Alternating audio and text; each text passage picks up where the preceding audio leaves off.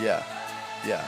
Nor the biggest. Yeah, that's true. Whoever did that first one for the Star Wars. Think about Like, all the wrote out the research time. that go into that. Oh, yeah. And think about watching them separate and going, there we are. Here we go. Welcome to the Pop Podcast. I'm happy that you've decided to join us. The Pop Podcast is here as a portion of peace. Again, we see the church going out as a wave, and what it leaves behind is pools of peace or portions of peace.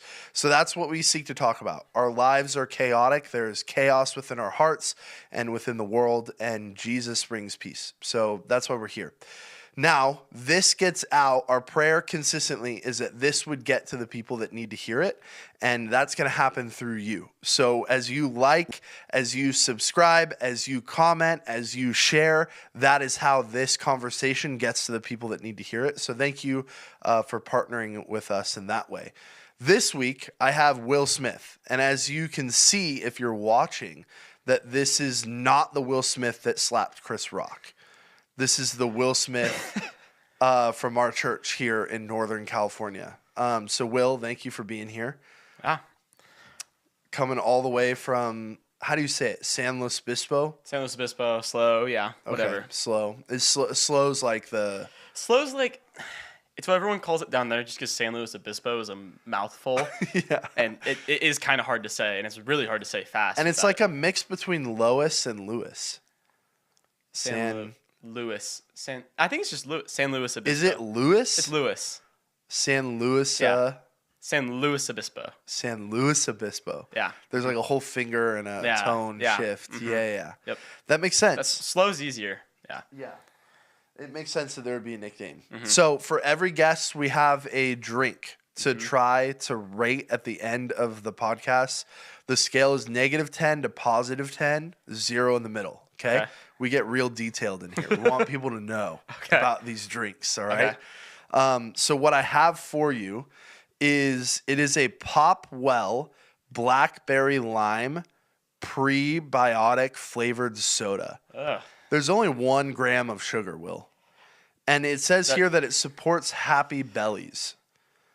Do you feel like you have a happy belly walking into the podcast? I think so. I hope I don't have to use the bat. Like this isn't like a... like a quick happy belly. Yeah, a quick happy belly. Like a little fiber boost kind of thing. For sure. Absolutely. That was a little bit of cheers. Spillage. Cheers. Mm-hmm. Mm-hmm.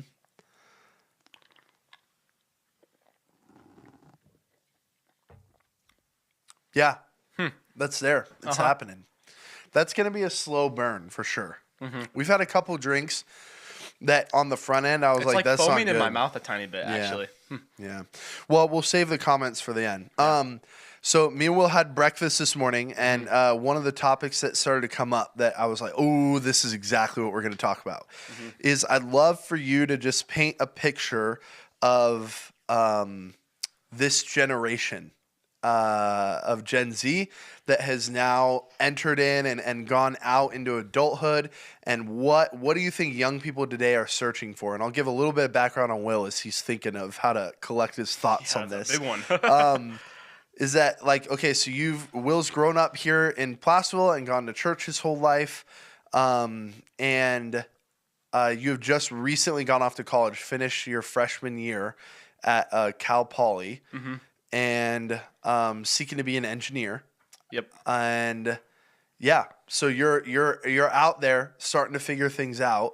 What have you seen that your friends, that this generation is seeking and searching for out of life, out of spirituality? What are maybe some themes we can jump off of? So to that question, I feel like that's just that's a huge question. Oh, 100%. Are we talking what are they seeking after? Like, what are they actively running after in the moment? Or what do they want that they don't really understand kind of thing? Because I don't know. It's pretty broad. Yeah. So we'll hit spirituality later. Okay. Because that's kind of where our conversations started on. But I would say, as you interact with different college students, what do you think at the core? Well, let's do this. What do you think at the core you're searching for out of your career? Out of my career? That you're working towards in engineering? For me, purpose, definitely. So I think for me, I've grown up in a very beautiful natural area. I've grown up within the church. One thing my dad's always told me is like for your career, you want it to be a mix of your mission and your passion.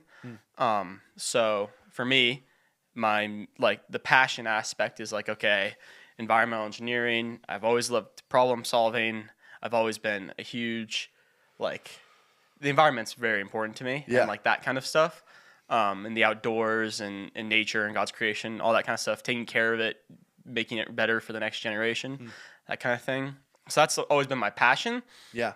And then for the mission aspect, it's like leaving the world a better place for those who are coming after, that kind of thing, taking care of what the areas God's given us, the blessings He's given us, that kind of thing, especially in like the sense of like leaving the world better for those to come, which I know I've kind of harped on already, but yeah, so just that kind of thing. Yeah. So I think what motivates me is for the engineering is like my purpose, I would say, and then like the security that comes around like as well of like that future, I think as well. Yeah.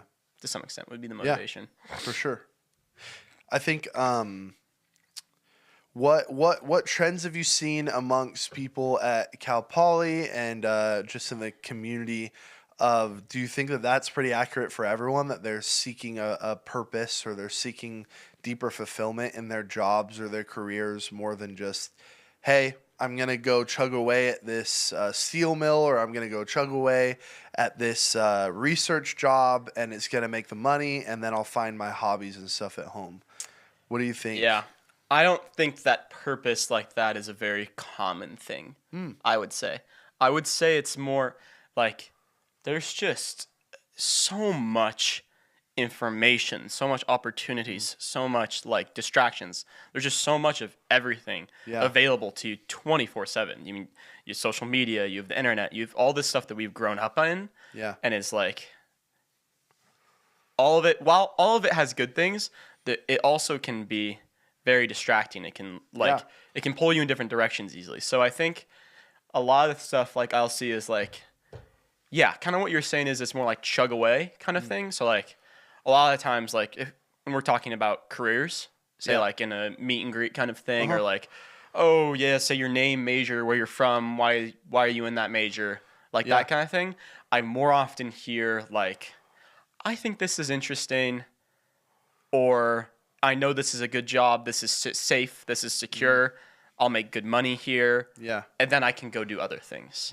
I think I hear that far more often is like a job or a career direction being a means to the end to go have fun outside of that and do what you want to do with the rest of your time, far more than I see it as like people are like, okay, this is what I want to do kind of thing. It's just how to afford to do what they want to do. Like to have the lifestyle they want. I would say more often. Do you think that affects how they interact with college? How they interact with academics? Oh, absolutely. Yeah, definitely. I think if you see, like, it's hard because college is, in a way, a means to an end. Yeah. So it's like, yes, you're there. Like, you're there because you want to get your degree and you get your bragging rights to say that you came from this college, you did the thing, and now hire me and pay me more kind of thing. Yeah. So I think a lot of people, since they just see college as a means to, so college is the means to the end to the means to the end. Like it's double because it's like their job is just the means to the end to pay for their lifestyle and to have all the nice things and to be able to do all the things. And then college is the means to the end of that. So I would say when you're looking at it from that perspective of like, this is just what I have to do so I can have fun the rest of the time, when you're not, like, you don't want to do that.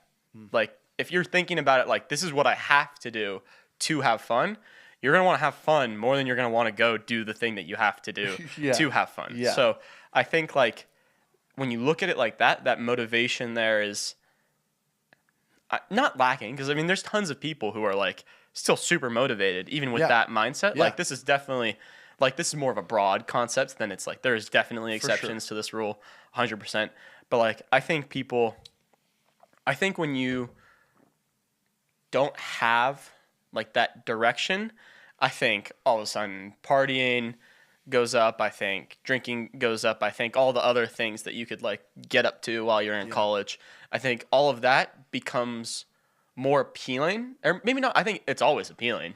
Like that's kind of what our like nature wants to do, but I think it becomes more immediate, and it's like it's more compelling. That's a better word for it. Like there's less holding you back from just going all in on that. Yeah. Kind of thing, I would say. So how do you find that purpose, right? Like that's the $1 million question. So in some ways you may be like, why are you asking me that? But like what does that look like? Because I feel like I can just see someone listening to this and going, okay, that's cool, but where is that purpose? If it's not in like me being able to do the things that I like, that I love, then where is it? What is it? Yeah, that's a good point, especially because we're like taught that like happiness, like you want to do things to make you happy. Like that's a totally like reasonable belief to have based on, I don't know. For me, it's just a feeling. I mean, okay, so there's that feeling in my gut that I get when I like talk about what I want to do and everything. And like, I can't really like be like, oh yeah, when you get the feeling that then you're good, because that's stupid. And it's like, how do I explain that to somebody? Yeah. I think it's just finding that thing that gets you excited. I think it's like it's going, okay, what am I good, like what are my strengths? What am I good at? And what am I passionate about? And like that kind of thing. Cuz like often there will be overlap between those things. That's like, okay, that's your sweet spot.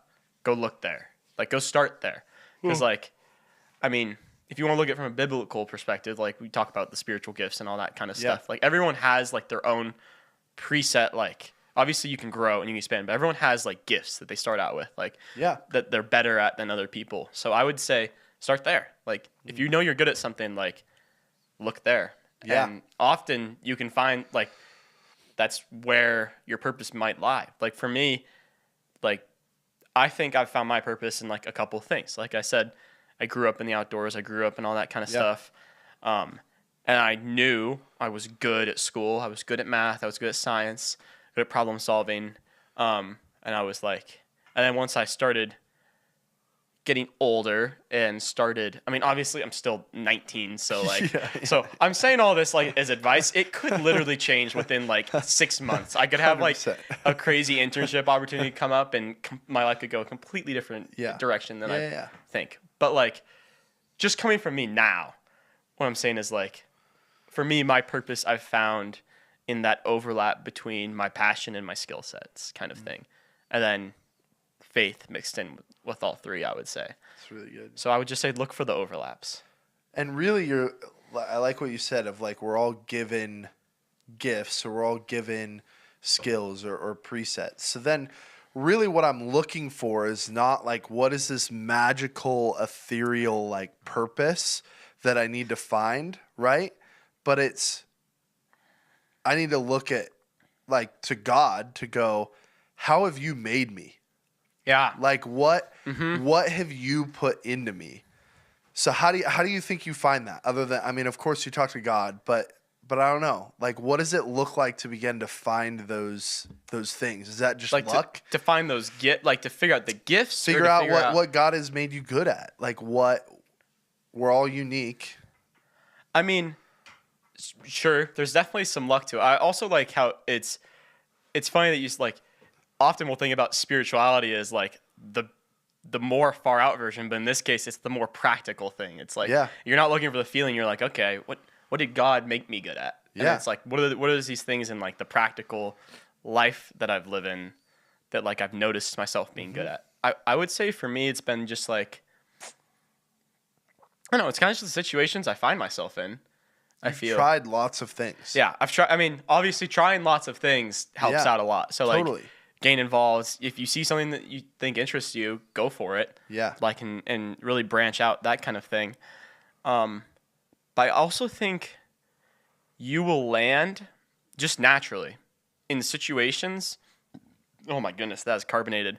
You will land in situations that fit your skill set a lot of the time. So I think, like, look at the places that you do well in. Like, I would say, like, if you feel like you're comfortable in a certain group, or you're comfortable in a certain, like, program at your school, Yeah. or comfortable in a certain, like team at work, like Yeah. that kind of thing. Like, look there. Like, Look at, and ask the question why. yeah, like, why am I doing well in this situation, and why would I be doing better in this situation than other people might be? Yeah. And it's not necessarily like, oh my gosh, I'm so much better than all these people at these things. It's just like, okay, where do I thrive? Yeah. That kind of thing. It's Yeah, just yeah. like, and why? Exactly like what you were saying. So and I think once you look there, it can really help you to find that, like, purpose and direction. Once you know the things you're good at, and you can look and be like, okay, now I know these things that I'm good at. It makes sense why I'm drawn to these other things. Like, it makes sense that I'm drawn to engineering because I'm good at a lot of things that go into engineering. Yeah. So there's that aspect to it as well. And I love that, because that thinking of it in that way is not hinged on whether I believe in Jesus or not. Mm-hmm. That's just like a human thing. Yeah, it's just like a practical, like, thing. And then once you believe in Jesus, you have that faith background. You know, background. You know why you're good at those then things. you can then there's an even deeper level that goes into it of, like, okay, I know that I'm good at this. I know that I can find purpose in this, or move in this. But then really the true purpose comes from God when you go, how have you created me? Where have you created me to step in and impact the bigger picture that you have playing out? Exactly. So this is where I find it harder to actually, like, convey how I feel about this. Like, because the other stuff I'm talking about, there's clear steps you can do. There's all this kind of stuff. This is just like, this is where I feel it in my gut. Yeah. This is like, when I talk about, like, the things I want to do, like, one thing I would love to do with environmental engineering is you do a lot of water resources stuff. Yeah. In environmental engineering. So I would love to be able to incorporate that into mission work, and to be able to, like kind of like, so I'm in an Engineers Without Borders club on campus. So we're doing a water resource project in Ecuador right now. So we're doing, like, we're putting in some spring holes and fixing some water tanks and all kinds of stuff like that for a community that is far below the poverty line that we experience here. Yeah. And so that's what we're doing there. And then I'm also going to UReach over the summer, and I'm doing a mission trip down in Mexico, doing house builds. So I would love to, in some way, combine those things and be able to do, like, this higher level aid work that it requires some level of knowledge and expertise to do that, like, Engineers Without Borders does. Like, that higher level of, like, okay, this isn't just like obviously I'm not saying anything against, like, what UReach does, because what they're doing is that personal family impact is huge, and they're bringing that family to Christ often in ways that they've could never even imagine. But, like, this could affect a whole community. Yeah. This could be, like, a long-lasting generational impact for these people. And it's just like, when I talk about it, I get, like, the goosebumps. I get the feeling in the gut. I get, like, the whole, like, when you talk about something, and obviously there's always some doubt, but when you talk about something and you really are just like, oh man, like, this is sweet. Like, you're just, I'm talking like a California kid for sure, but, like, you just get stoked on it. Like, you really feel like that's where God wants you to go. Like, it's just a feeling. And I don't know how to explain that. I don't know how to, like, talk about it. But then people will notice it too.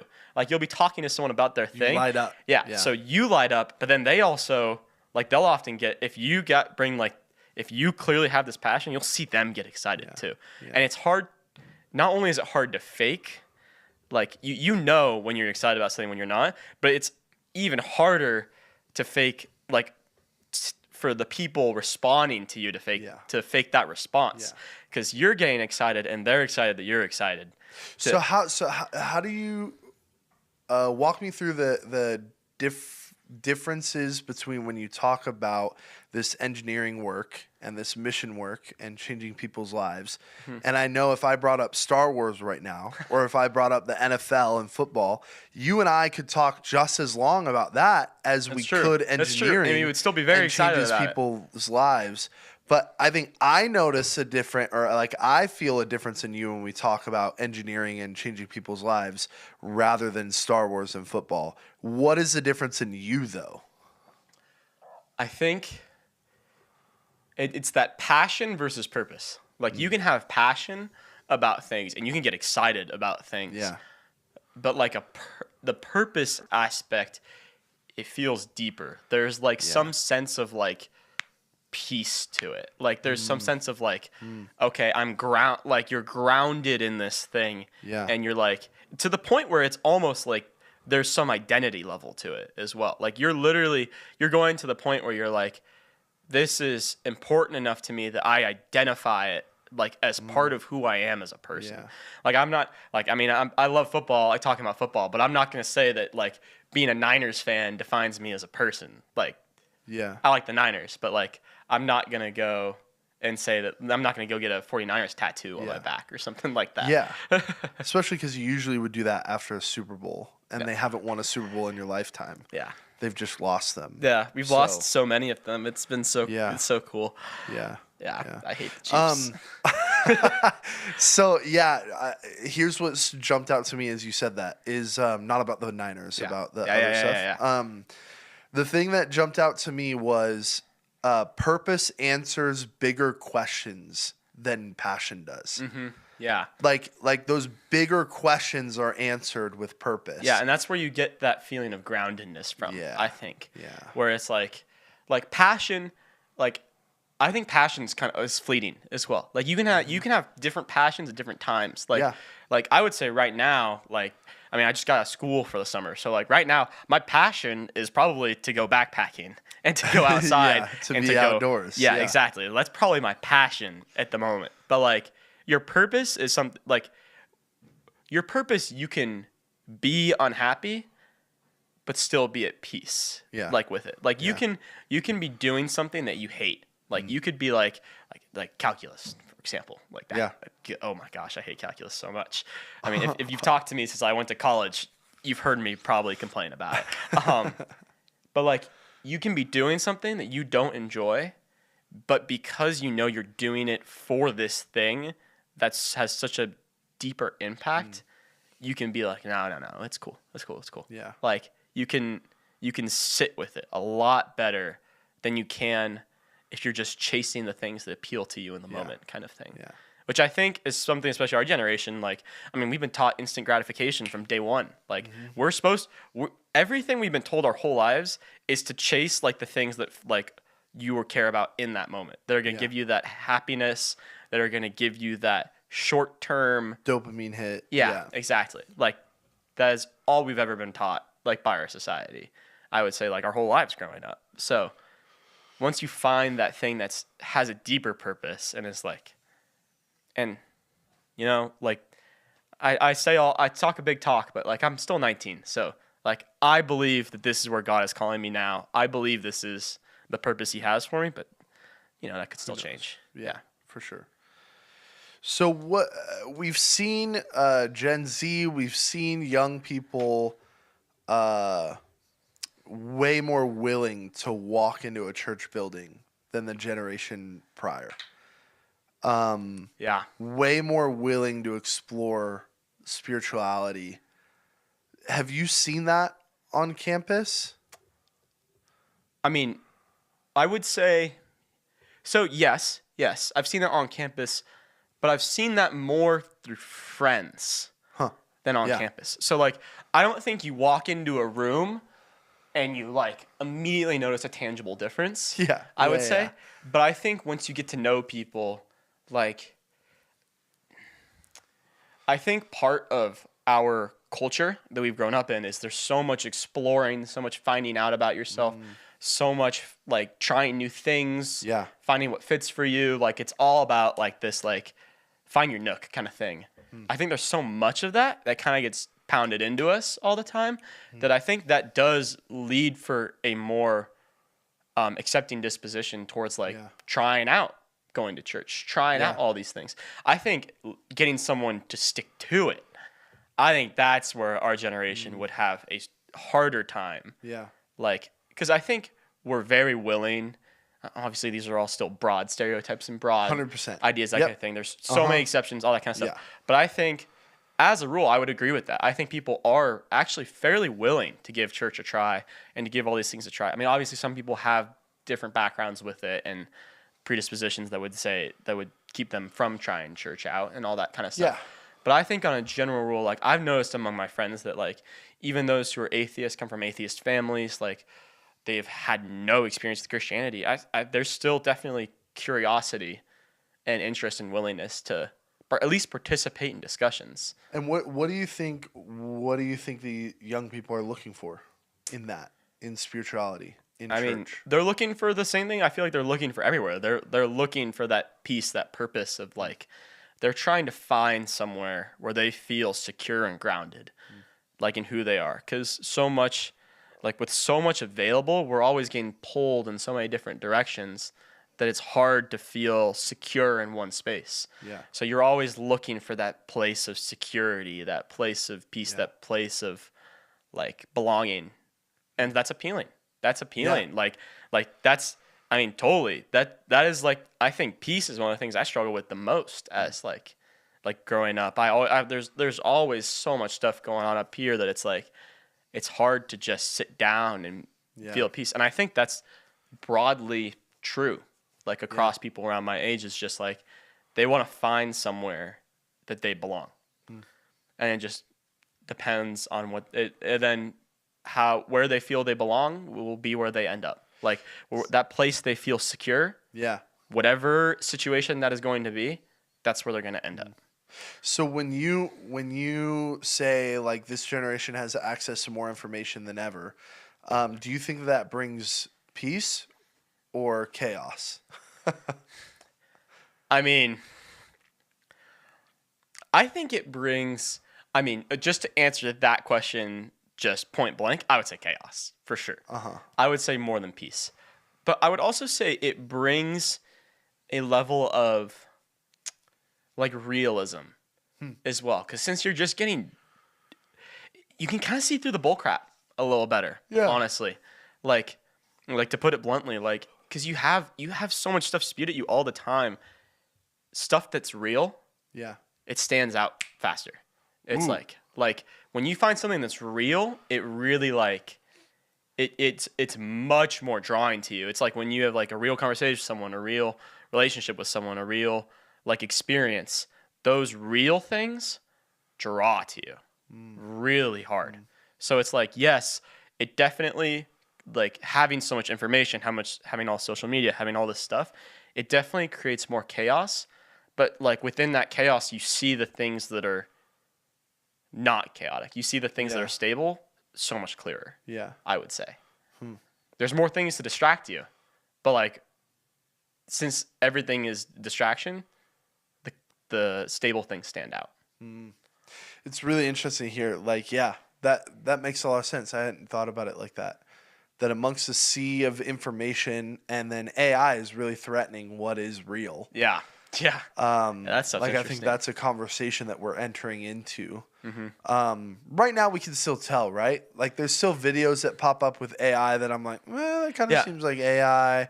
You're looking at fingers and things like that. Like if you're scrolling through Instagram, you'll see like the AI videos that are just generated just to trick you. I'll watch those and I'll be like, yeah, that's AI. Yeah. But then there'll be like videos that like test you. Like, can you pick out which one's AI? And it'll show you like a real image, and it'll show you an AI version of the same image. Those, like I've been doing those like over the last few months, and I've noticed I'm getting worse at them. Like, and I'm getting worse quickly. Yeah. Like there's some where like I'll get like a third of them or half of them right. Well, I've heard a lot of people say that within the next 6 months, we're not really going to be able to tell a difference between the best AI and real. I absolutely think that's true. I think like just like having watched it progress in the last like 6 months already, Yeah. like the stuff that was coming out 6 months ago looked hilarious. Like people would make jokes about it because it was like it looked so stupid. Yeah. And now I'm seeing stuff that I'm like I mean, my mom like just the other night was like looking over my shoulder and was like looking at things. She was like, "Oh my gosh, that lady's so close to that shark," and I was like, "That's AI, mom." And like she had no idea at all. And if I hadn't told her, she wouldn't have known. Well, and I just sent you a video. I've been loving these like old biblical interviews where someone's like interviewing Adam and Eve or different. It's just so funny. And I sent you a video of a bunch of people after Jesus' crucifixion being interviewed. But like that, it doesn't look bad. No, it doesn't. It's definitely generated. It's definitely generated, and because of the voice, like the voice, it sounds. But they're just getting better and better. No, and it's happening rapidly. Like it's cool. It is. I mean, it's scary, obviously, to some extent, because you're not gonna be able to trust like what you see, videos wise, and that, and just in general. I mean, already you should be holding information that you're getting off of social media and the internet with a lot more than a grain of salt. But like even morefold, like tenfold now, you're gonna like the amount of like speeches that you'll see that are like AI generated voiceovers of like the president saying something that he did not say and stuff like that. Like you're just gonna have to be careful with everything. What do you think is the general reception? Because I think there's of AI. Like I think that there's a lot of noise around like some crazy noise around like AI is the Antichrist, like this is the end of civilization. And then there's like AI is going to take all of our jobs. There's like some angst and stress around AI. What at Cal Poly and San Luis Obispo, what's kind of the general consensus among young people there around AI? I think it depends. Because I think that job thing, there are a lot of jobs that are, I think, very threatened by it. Like, for sure. I've watched a lot of my friends in computer sciences at Cal Poly because they do a lot of coding. They're like, I was talking to him. He's like, dude, I just can't like. It can do it like like obviously the AI can do everything better than us, but there's something. Maybe not everything. Not everything. Definitely not everything. But there are some things that it especially excels at. So I think like for the job impact side of things, you are going to see like less coding jobs. Yeah. You're going to see less stat analysis jobs. You're going to see less stuff like that the AI is specifically designed to do. Yeah. And to do very, very, very well. But I think we'll see more jobs opening up that'll like be using applications of AI. Like, I mean, like as the world changes, like the job market will change and like everyone still is going to have to work. Like new jobs will open up around artificial intelligence. And I think it can be a very good tool. Like, well, and I heard Carey Nieuwhof talk about AI, and he talked about uses for churches and for small businesses in being that AI is going to be able to take all of the tasks that suck up our time. Right? Yeah. It's going to be able to take those tasks. And so, like your admin person is going to feel threatened. But what would it look like if AI does the remedial tasks better than we could? And then now your people are released to think bigger picture. Oh, yeah. They're not so drugged down by the day-to-day slog of these tasks that I have to complete. And now we're able to play out more of the things that we're better at as humans, which is being creative, which is thinking bigger. That I don't know if AI will ever reach. And who knows? There's some apocalyptic like thought about all that, but I just think that AI is confined to that task and doing that. And if AI can release us to think creatively, then I don't know, I see huge benefit on that. Yeah, I definitely think there will be a lot of human progress around it too. And I also think like the main thing I use it for is like teaching. I think because the thing is like the AI thinks we're dumb. So like, so it's really good for breaking down hard concepts and ideas, and like playing it in a understandable way. Like I'll like say I had like a really bad, really tough physics problem, a really tough calculus problem. I could, instead of putting it in and being like, "Hey, solve this for me. What's the answer here?" I could put it in and be like, "Hey, what is the first step to solving this? How should I be thinking surrounding this kind of stuff? And you can use it as a teaching tool, and you can use it like in a teaching tool across, like, it's not just physics and calculus. You can use it across everything. How do I think better around this? What kind of lens, like, what kind of lens do I need to look at this problem I'm dealing with that will help me solve it better and help me solve future problems like it better? So I think there's some really cool stuff around it. I definitely think there's some scary stuff around it too, but I think same thing with like age of internet and age of information. It's just like there's been some great things. Like, we've definitely advanced quickly and like we've done all these cool things. I mean, there's definitely been some detriments too, but like I think that's the same with everything. Yeah. And I think AI won't be any different than that. Yeah. I think it'll have some major things that'll shake things up and it might make things worse, but it'll also make things better. Yeah. I think a lot in like the book writing space and in the like church, the preaching space, there's this concern or this growing awareness of like, okay, did the preacher write this or did AI write this and they're repeating it, right? That I think we should be introspective about and upfront about if that's happening. But I heard someone say on a podcast I was listening to, AI can be that, and that I personally don't agree with. Like, if you're a preacher and AI is writing your sermons, I think you're taking the Holy Spirit out of it, right? Yeah, like absolutely. you're there for a reason to write it, and same for a teacher, things like that, right? Creativity is part of our nature and part of what we need to be operating out of. But on different tasks and different smaller scale thing, AI is almost like working with yourself on your best day.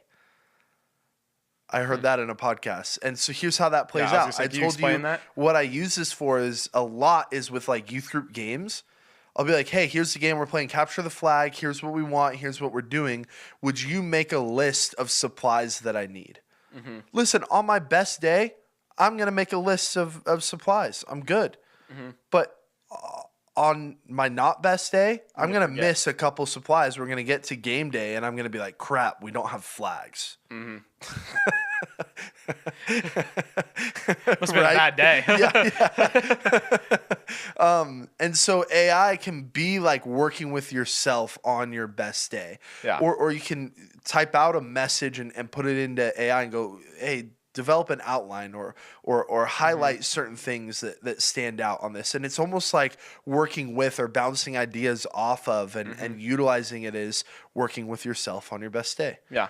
And that really helped me to think of it because I was really like kind of arm's length away from AI for a while of like, I don't know about all this. Like, I don't know. But now with that mindset, I'm like, okay, I see the space for this.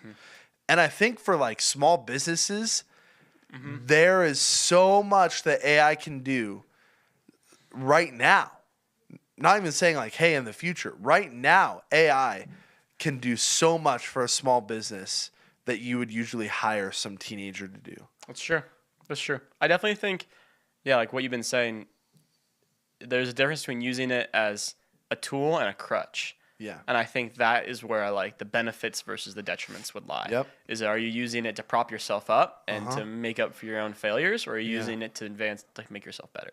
And that's going to come back to purpose, right? Yeah. Because if I'm operating out of my purpose, then I'm going to view AI as a tool to help me be better at what I'm created to do. Whereas if I am lacking purpose and I'm just wanting to make money, I'm just wanting to get by, I'm just wanting to grind it out, then AI can do that for me. Yeah, exactly. 100%. I would say, like, especially in school, I see that all the time. There's people who use it to just blatantly cheat and they just want to get through all their classes and they just want to get it done with. And there's people who are like I use it like me and my roommates will often, like, we use it a lot more as like a teaching thing. Like Luke, my roommate, he's in business school. He had an Excel boot camp class that he had to do, and he could not figure out how to use Excel for the life of him, and his professor didn't teach it very well. Yeah. So he literally was like, chat, make me a training course so I can actually do this because I need to understand this, and I'm not learning it right now. So I think if you're passionate about what you're doing and you have that purpose, I think you're going to use it more as a tool. And I think, like what you were saying, if you are just seeing everything as a means to an end, you're just going to use AI as a means to an end. You're just going to use it as another thing that will make your life easier. Yeah. Which, I mean, yeah, it'll get you that instant gratification. It'll probably get you a better grade than you would get if you did everything yourself. But you won't be better for it. You won't be advanced. Yeah. So with all of this, talk about purpose, talk about peace, talk about AI, whatever else. Like as you've entered into college and you've gotten kind of out of the house and into adulting life a little bit more, what would you say to the high schoolers and middle schoolers that are coming up as they're about to work towards stepping into the season that you're currently in?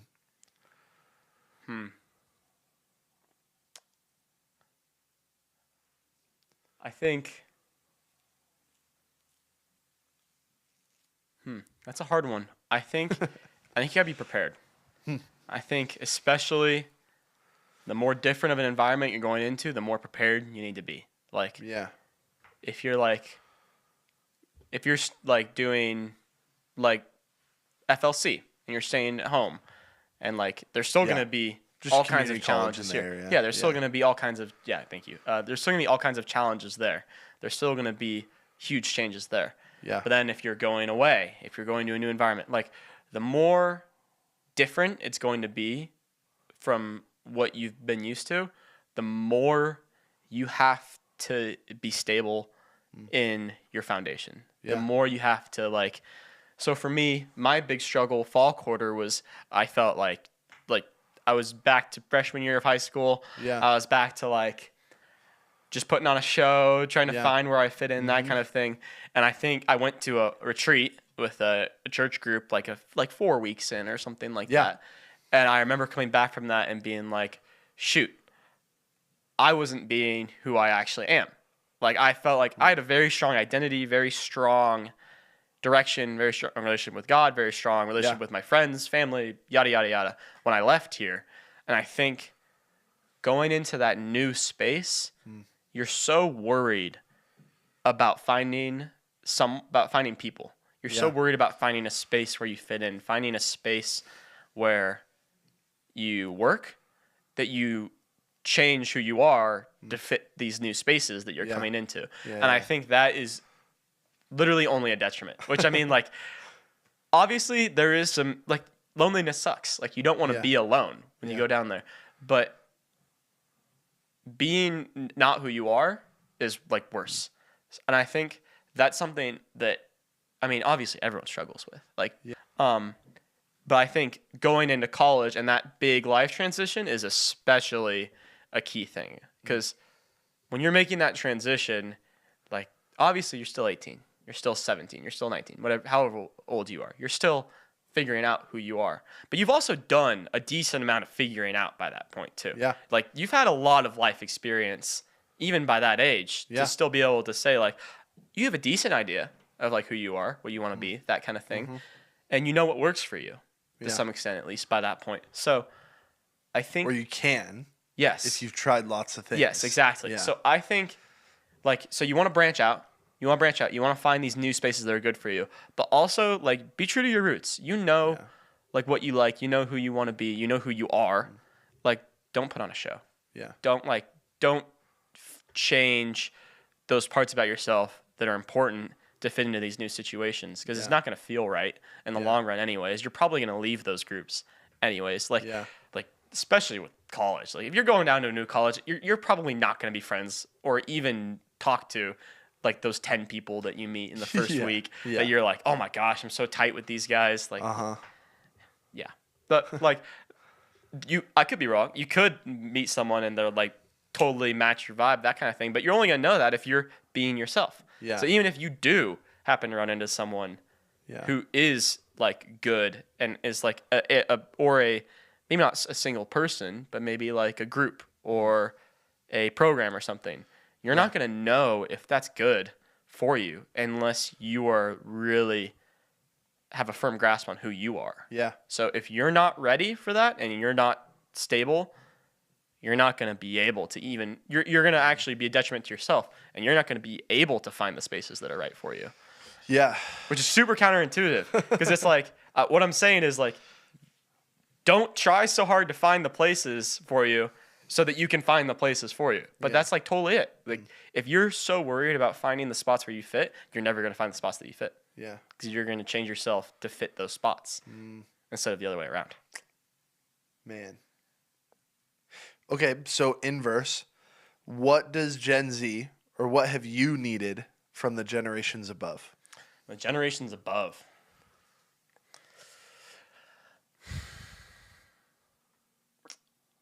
Let me think about that one.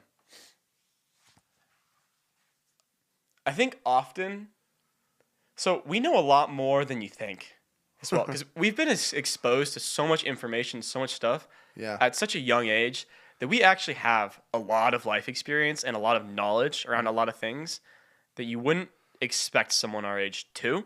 Yeah. A lot of times, so that can lead to cockiness, and that can lead Arrogance, to like arrogance and a lot of stuff like that. And that can put off a lot of people of an older age, like having seen people who are that independent thinking and that like aggressive about their beliefs at such a young age. I think patience with us is very important. And I also think like I've been talking about today, a lot of times we're trying to find a peace. We're trying to find a place to be grounded, a place to be secure. Being a presence towards that security and towards that groundedness, I think is huge, of just being able to be somewhere where they can like rattle off their ideas and this and get the feedback out and get like the core of what they're talking about. Because I think that's something I struggle with all the time, is I have so many ideas, I have so much stuff going on in my head. I have a hard time sorting through it and picking out the things that are important, and picking out and like having that older generation, that older perspective that has found the things that are important to them and has that life experience of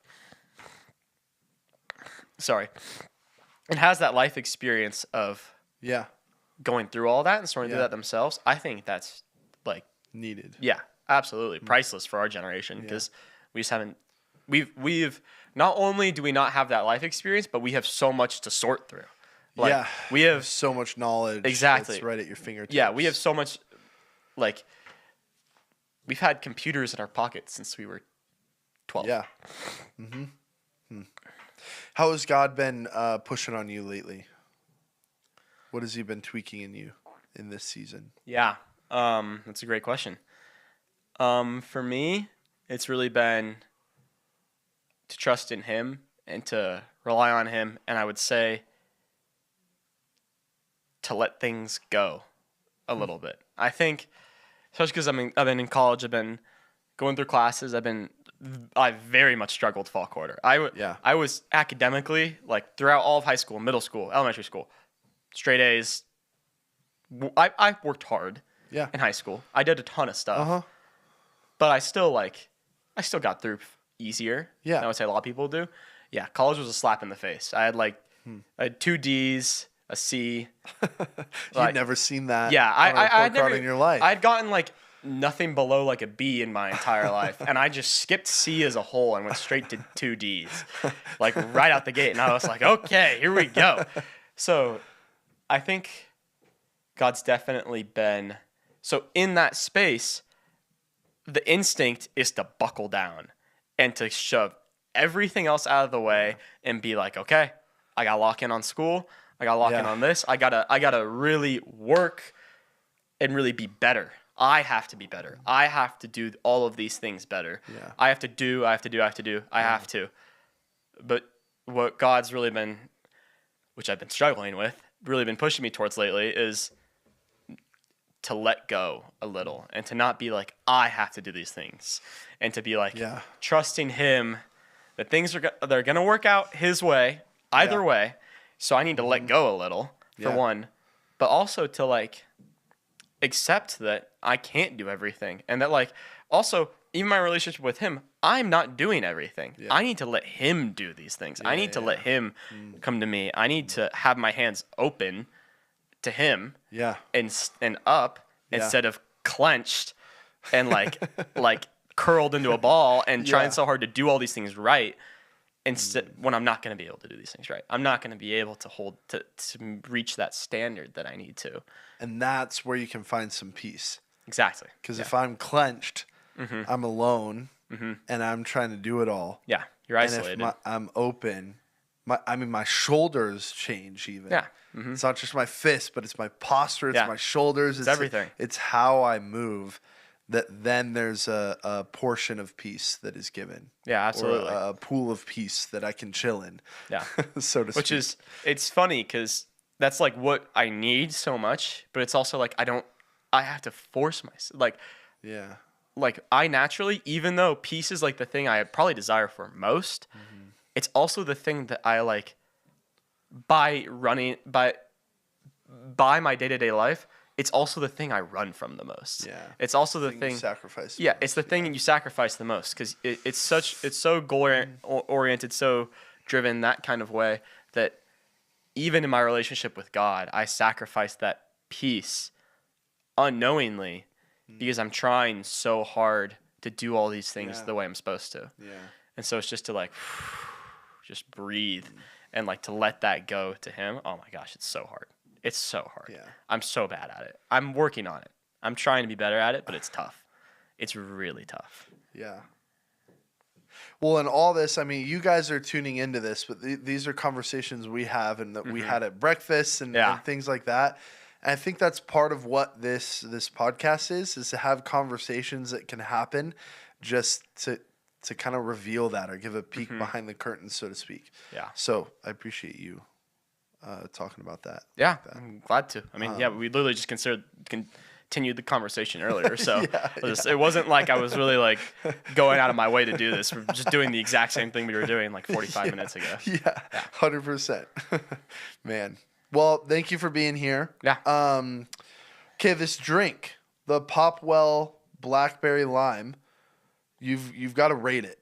Yeah. The free gift that I gave you that someone, not me, Robbie, went out of his way to go get and bring here. You didn't have to pay for it. It's true. You didn't buy it. It's a gift that we gave to you. What would you rate it on a scale of -10 to +10? So all those things you said about the gifts mean nothing to me. I just want to get that okay. like out of the way. Yeah, I mean, may as well be honest. Just spit on Robbie. Yeah. I'm rating the drink. I'm not rating the work that was put into the drink. Yeah. Like I don't care. Totally. I do care, but I don't care. I'd say like a 3. Like I think the flavor is decent. It's definitely got a punch at first. Like once you get used to it, it's better. It's very carbonated. Like I was burping like super a decent. carbonated. Yeah, it's like one of those carbonated drinks I think I've ever had actually. Yeah, the probiotic or prebiotic or whatever the heck. Yeah, they're very carbonated. I'm giving it a 3 because I think it tastes good. Like I would drink. I'll probably still finish it. Yeah, like it's good. I don't know if I'd like. If I had a lot of options, I'd probably buy something else. But like, it's a good drink. Yeah, I've enjoyed it. I'm at like a 4. Yeah. So similar range. I here's why I like these. I'm a huge like soda fiend. Yeah. So in my like gym and trying to lose weight journey, these have been very helpful. Oh my, I didn't realize it was by makers of ice. It totally tastes like the ice drink.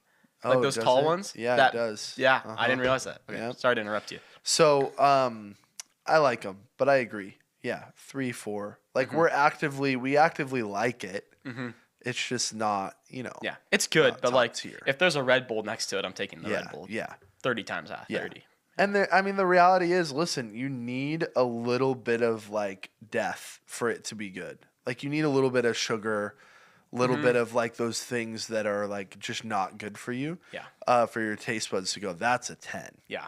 Yeah, exactly. Like you need something. Like it's good. It's good. Yeah. It's what I would expect from it. 100%. Yeah. Agreed. Well, I know that me this year and a lot of the people watching, knowing that you're a 49ers fan, will be praying for you and hoping for you. It's just been such a rough ride for you. Yeah. I can't relate. It's so hard, right? Because I've seen 2 Super Bowl wins in my lifetime. Not only in my lifetime, but in my older, like young adult days. Yeah. And so I've experienced the height of joy of MVPs and Super Bowl MVPs and Super Bowl trophies, and you just haven't. Yeah, And the first football game I ever watched all the way through was the Niners-Ravens Super Bowl. And I feel like that really set the you just felt like the lights went off. yeah, Huh? yeah. That's a good way to put it, actually. Yeah, it's really set the energy for like the rest of my time as a fan. sure. I would say 100%. Yeah. this close. Yeah. Uh-huh. This close. Yeah. So there you go. We'll be I appreciate following the along prayers. and praying for you and your emotional and mental health with that. Yep. Yeah. Thank you. I appreciate Good. that. Well, Will, thanks for being here. And thank you guys for watching. Again, we hope that this is a pool of peace, a portion of peace for you. We talked about peace a lot today.